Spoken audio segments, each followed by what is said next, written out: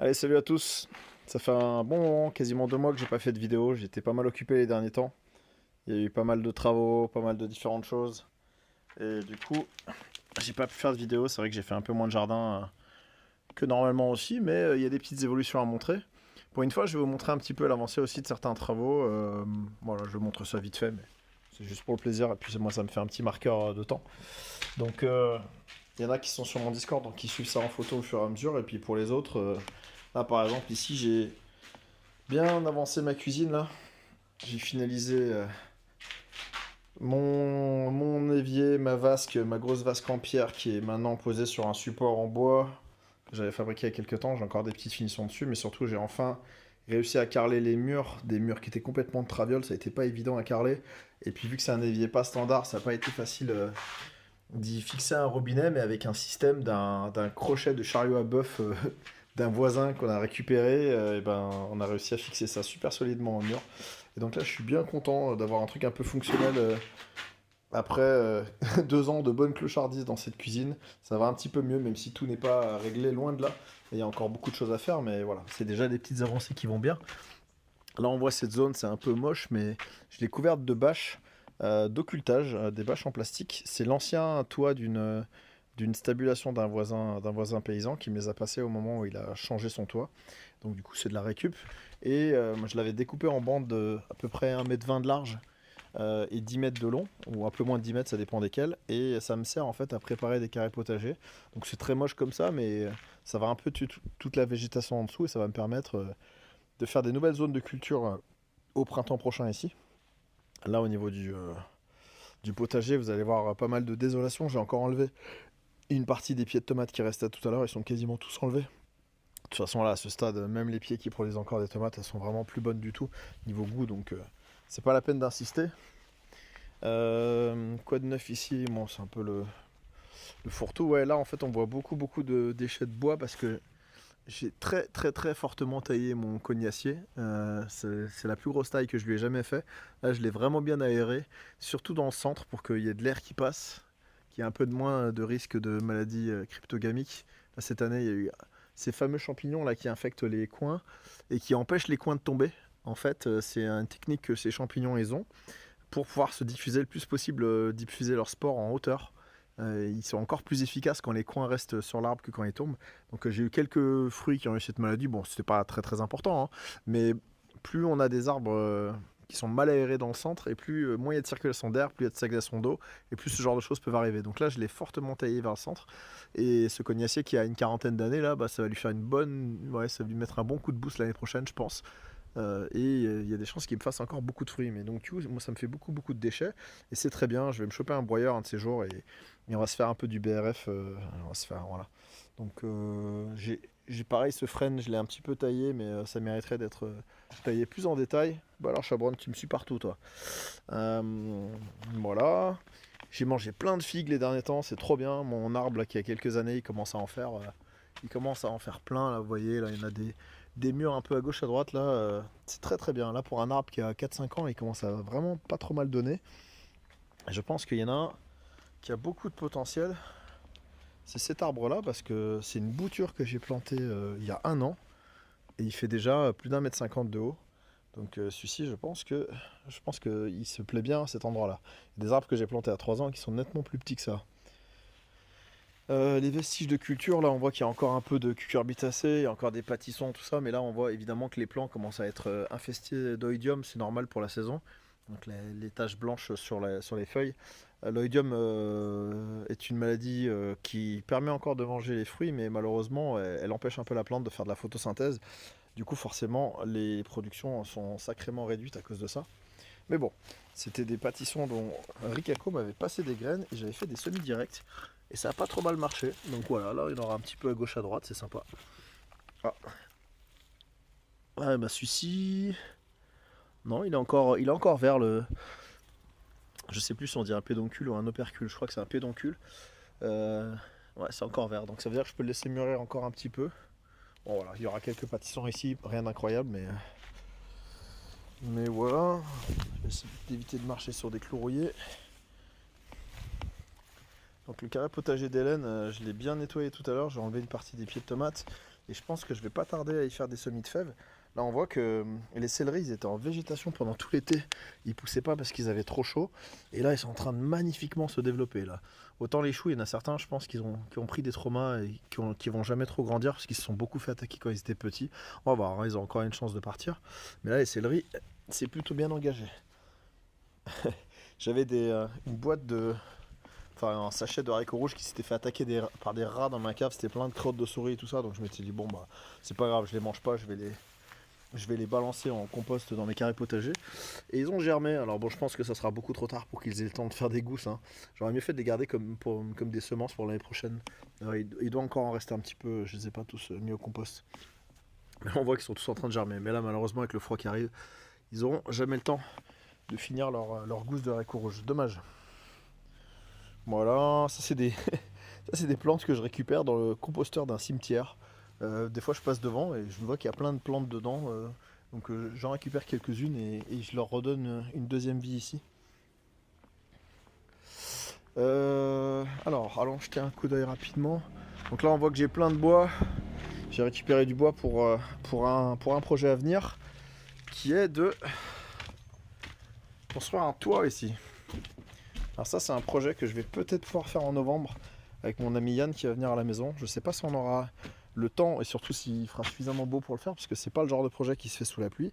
Mais j'ai un projet depuis plus d'un an là d'améliorer ce mur en fait qui prenait trop l'eau. Du coup j'avais cassé l'ancien mur, le haut du mur en pisé qui était complètement gorgé d'eau et complètement foutu.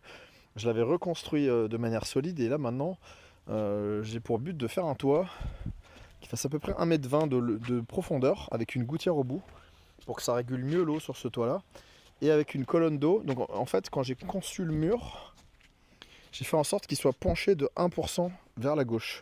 Donc il est, c'est-à-dire on va dire que sur 10 mètres, il est légèrement, voilà, il est légèrement plus haut de ce côté-là.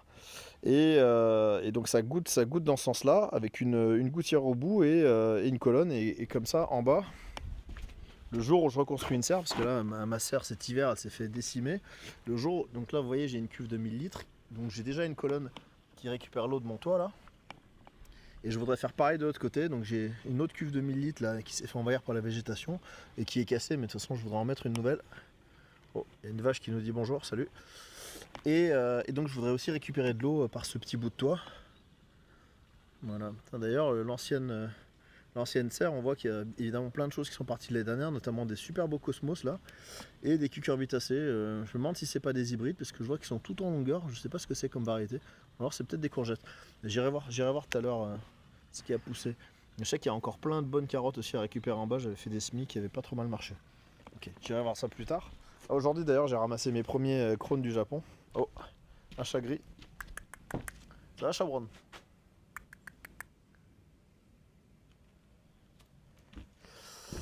Alors, allons voir un petit peu les travaux. Donc, pour ceux aussi qui suivent pas mon Discord, moi il y avait un truc très très très stressant et qui traîne depuis longtemps que je devais régler chez moi. C'est la question du consuel.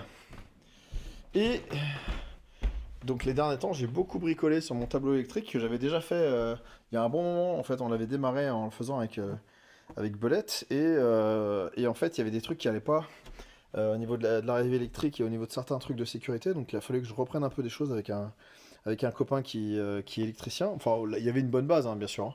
Elle était très bien. Et en finissant un peu, en rajoutant des choses, il manquait par exemple une prise modulaire, il manquait des trucs comme ça. Les mises à terre n'étaient pas encore bonnes, mais là, donc maintenant, c'est tout bon. J'ai déplacé ce truc-là au niveau de l'arrivée générale d'électricité. Avant, il était pas aux normes, il était trop bas et pas dans un coffret fermé. Donc voilà, en mettant tous ces trucs aux normes, j'ai fini par faire venir l'inspecteur du consuel il y a une semaine. Et ben, à ma grande surprise, j'ai obtenu mon consuel du premier coup. Ça a été une très très longue visite, très détaillée, mais ça a marché. Donc je suis super content. Mon installation électrique, eh ben, elle est clean. Elle est officiellement déclarée comme sécurisée et bien faite.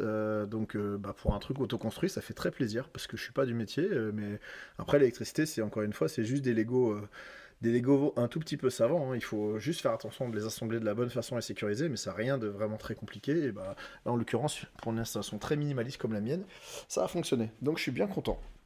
Je suis bien content. Très bonne chose de faite.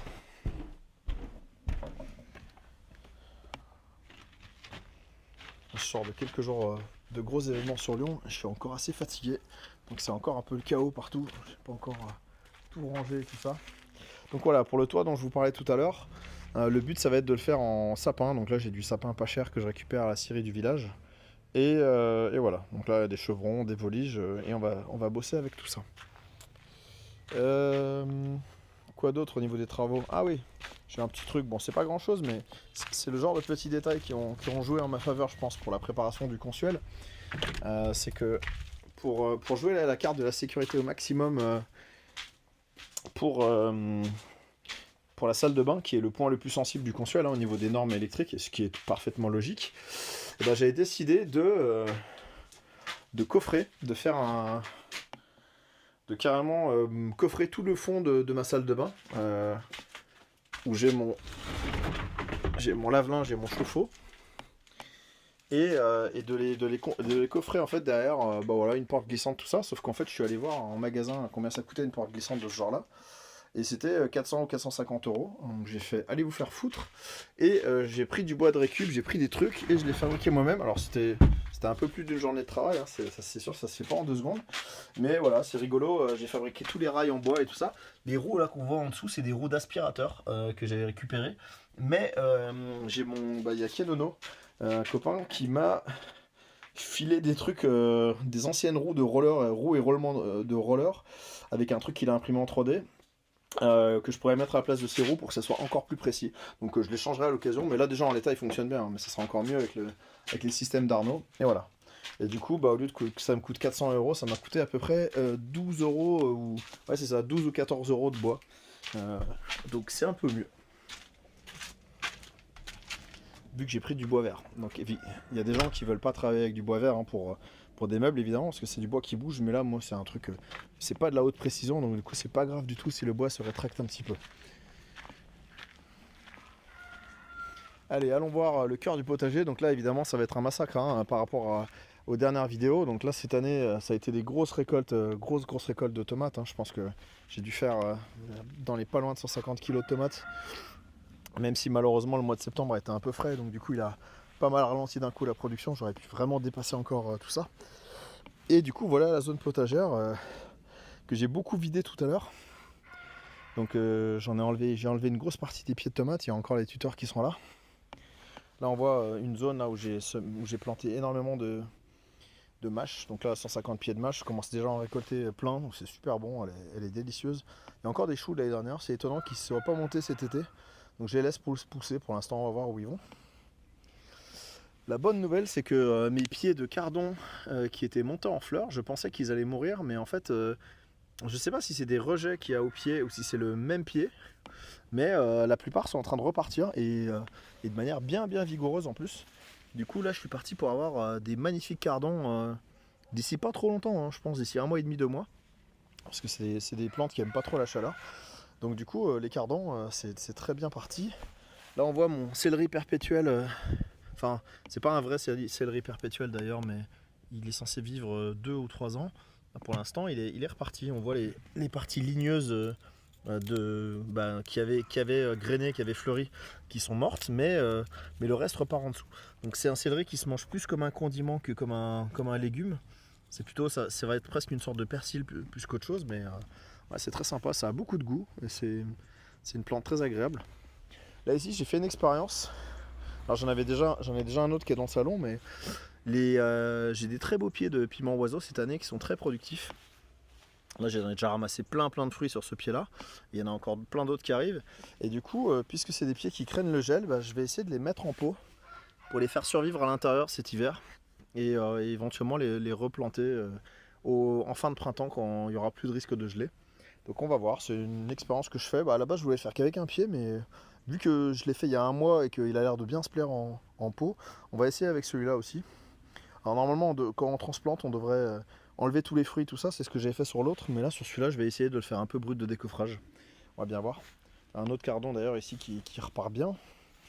Et je vais faire pareil avec des plants de basilic que j'avais en pleine terre, mais qui là commencent à souffrir un peu du manque de chaleur, et On va les mettre en intérieur et voilà, éventuellement les faire survivre en hiver ou simplement en profiter voilà, pour avoir des herbes aromatiques en cuisine. Et puis alors là c'est encore plus expérimental, mais je fais ça avec un pied d'aubergine juste pour m'amuser et voir où ça mène. Donc là, tous ces mes carrés, je les ai en partie nettoyés, là je les ai dépaillés tout à l'heure. Donc je déteste laisser mes terres à nu, hein. C'est quelque chose que je laisse toujours très très peu de temps, mais c'est parce que je vais, d'ici demain ou après-demain quand j'aurai le temps, y planter des oignons et de l'ail. Donc j'ai déjà pas mal de choses qui sont plantées, mais pour l'instant oignons ail j'en ai pas encore mis beaucoup. Là on voit d'ailleurs qu'il reste encore quelques courgettes qui poussent, mais bon c'est vraiment la fin. Là c'est les crônes du Japon là dans cette zone là. Alors tout à l'heure en préparant ma terre j'ai déterré quelques crônes que j'ai mangé à midi. C'est la première fois que j'en mange, je connaissais pas trop cette plante et c'était plutôt très bien. Donc là je vais avoir je pense une bonne quantité de crônes sous cette zone là que je vais pouvoir ramasser un peu petit à petit pendant l'hiver. Voilà, et donc ici ça devrait être de l'ail dans pas longtemps. Truc de fou, on est fin octobre et j'ai encore des fraises mais mastoc. Alors évidemment, faut pas non plus se bercer d'illusions. En octobre, les fraises, elles n'ont pas le goût du mois de juillet ou du mois d'août, hein. C'est pas le même niveau de soleil. Mais bon, ça fait quand même plaisir d'en avoir encore un petit peu dans cette petite baignoire à fraises où il y a essentiellement des fraises. Là, je vois que ouais, il y a quelques autres trucs qui poussent, mais il y a peut-être un ou deux oignons dans le lot. Alors ici, j'avais planté des échalotes, mais c'est pas des échalotes que j'avais achetées certifiées sans maladie des échalotes à planter. J'avais vraiment pris des échalotes du commerce bidon, pas cher, chopé je sais pas où, genre à Nose.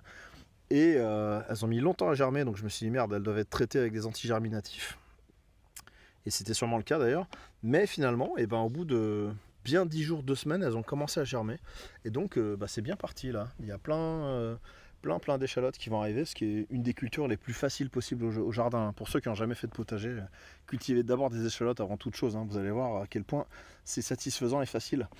Et là j'ai préparé un petit carré de plus qui sera probablement pour des oignons rouges. Donc là en fait j'ai 3 carrés, c'est ça, qui font chacun à peu près un petit mètre carré. Et je vais faire oignon rouge, oignon blanc, non, oignon jaune, oignon rouge et ail. Donc là un magnifique cardon qui repart. Donc là vous voyez en fait hein, il avait grainé, il était monté en fleurs. Et je pensais que ça allait tuer la plante, mais apparemment non. Donc du coup ça tend à confirmer ce que j'avais entendu, que les cardons pouvaient dans certains cas vivre jusqu'à 10 ans. Là c'est des cardons qui ont à peu près 2 ans. Voilà, ici il y a plein de carottes. Elles sont trop bonnes là. Vous devez les voir là peut-être. Elles sont trop délicieuses. Alors moi je regrette de ne pas avoir fait une surface plus grande quand je les ai semées. Là il y en a encore un peu derrière, j'en ai ramassé une partie. Et ici c'est les radis noirs. Alors, est-ce qu'ils ont commencé à faire des raves? Je suis pas sûr. Je les vois pas, c'est pas encore évident. Bon, en tout cas, ils ont des belles fans. Moi, j'ai toujours un peu raté la culture des légumes racines jusqu'à maintenant ici, à part quelques semis de carottes réussis. Donc, on va voir si j'ai un contre-exemple. Là, les poireaux commencent à être très beaux. Je les ai déjà habillés une première fois. Donc, c'est-à-dire, je les ai coupés. Là, on voit hein, que les fans ont été coupés. Mais je les avais coupés à cette hauteur-là et ça a repoussé à mort. D'ailleurs, on voit qu'entre les poireaux, il y a quelques oignons rouges qui repartent. C'est des bulbilles que j'avais ramassé de mes cultures d'oignons l'année dernière, et certains bulbilles qui n'étaient pas gros, donc je me suis dit plutôt que de les manger, je vais les replanter. Et il y en a une bonne partie qui repartent bien là. Donc voilà, là on a une 50aine de poireaux dans cette zone. Ça marche bien. Et là c'est des oignons rocambole. Alors là je suis très content.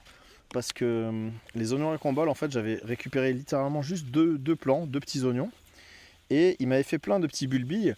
Et il s'était fait un peu attaquer par des limaces. Donc il y a certains plants qui sont morts. Mais j'ai récupéré les bulbilles, mais minuscules, hein, vraiment quelques millimètres.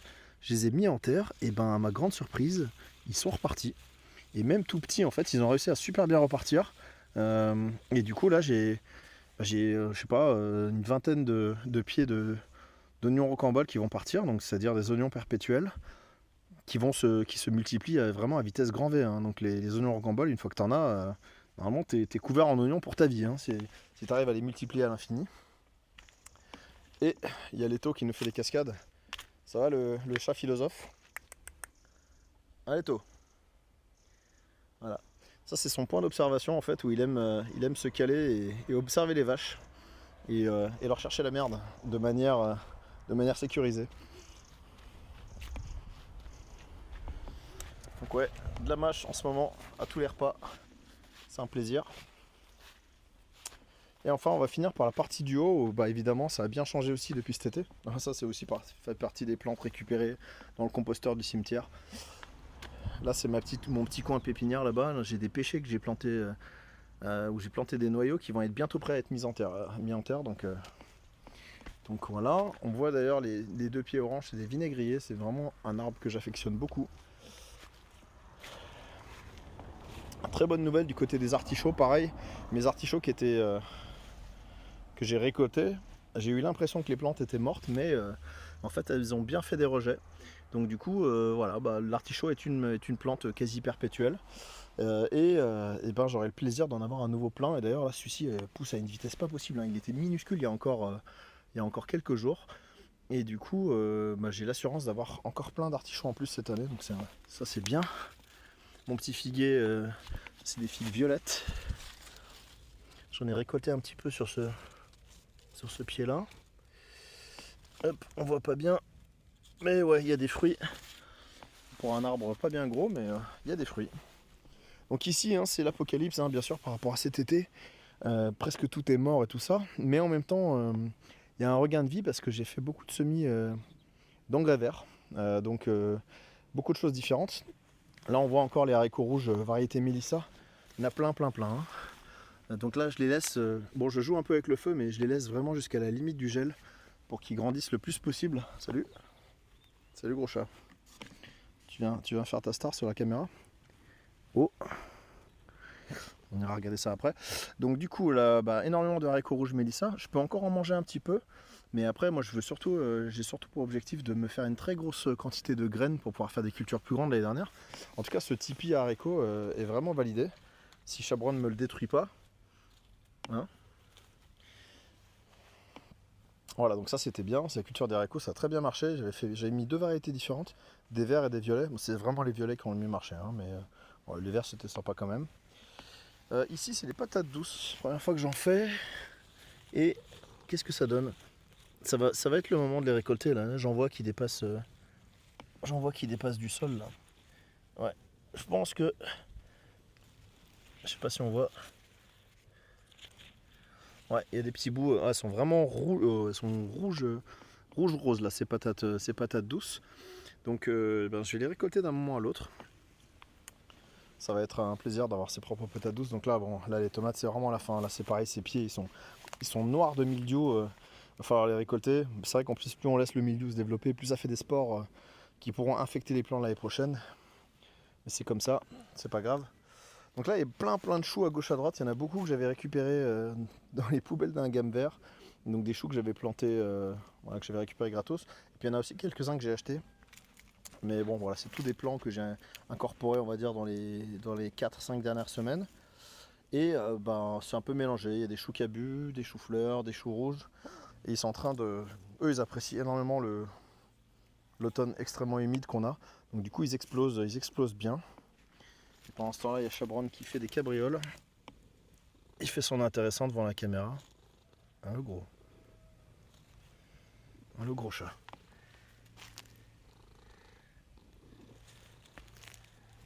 Allez, viens.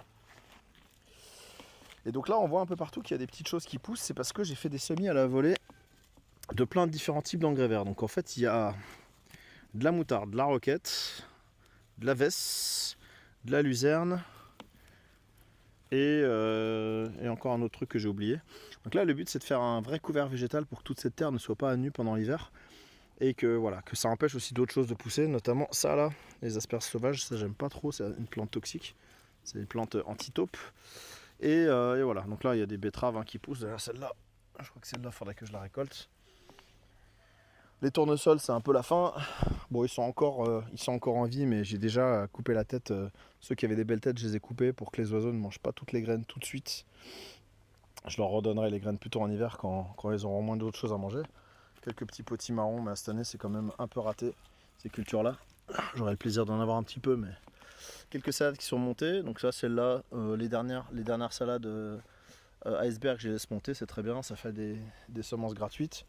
Les maïs, c'est quasiment tout récolté. Il doit rester 1 ou 2 épis que je laisse vraiment sécher sur pied pour avoir des semences pour l'année prochaine.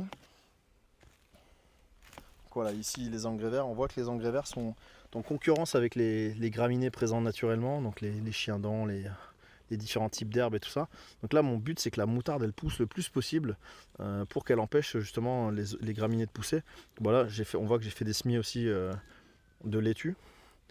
Donc voilà, c'est un peu tout ça qui est en bordel, mais ça me va. J'aime bien en fait que ces choses, expérimenter un peu, voir comment elles se développent. Ici, là, il y a des choux que j'avais récupérés. Oh là là, c'est blindé de chenilles. C'est un massacre. Alors les chenilles, elles vont tout bouffer. Elles vont tout bouffer. Ça, c'est des... Je sais pas si c'est pas des chenilles de pierrite, ça. Elles vont faire un massacre. C'est comme ça, c'est ma vie. C'est la taxe biodiversité, comme on dit. Et là, les salades, c'est très beau. Hein. Ça s'est bien développé. Bon, t'arrêtes de faire ton intéressant, toi, là, hein? Donc ouais, plein de belles salades ici. Elles ont vraiment bien profité du climat qu'il y a eu récemment. Quoi d'autre? Des brocolis qui commencent à arriver. Ça, c'est plutôt chouette. Ils sont plutôt beaux, là. Il reste encore quelques haricots borlotti, mais là, il serait vraiment temps de récolter les dernières gousses. Voilà, les petites gousses. Donc là, c'est les magnifiques haricots borlotti. Je sais pas si on va voir sur la caméra. Vous voyez, c'est des haricots coco, là. Donc ils sont bien secs là, donc ça veut dire qu'ils vont pouvoir se conserver l'hiver. Donc on peut les manger l'hiver et bien sûr les garder en partie pour les semences de l'année prochaine. Le topinambour lui se casse la gueule. C'est pas très grave, de toute façon j'avais juste un pied de topinambour, ça va pas faire grand chose. Je vais pas le ramasser de toute façon, moi je veux juste qu'il colonise tranquille la zone. Il n'a pas encore commencé à fleurir. Bon, je vois qu'il y a encore plein de haricots ici. Ah mais ça c'est les fameux haricots verts. Bon, alors ceux-là ils seront pas mangeables quand ils sont aussi gros. Et voilà, et encore d'autres poireaux. Bon bref, plein de choses. Les saisons changent, mais le jardin est fertile, les choses poussent. Voilà, allez, je suis déjà à 27 minutes de vidéo, c'est beaucoup trop. Merci à toutes les personnes qui ont suivi cette vidéo. Et je vous dis à très bientôt.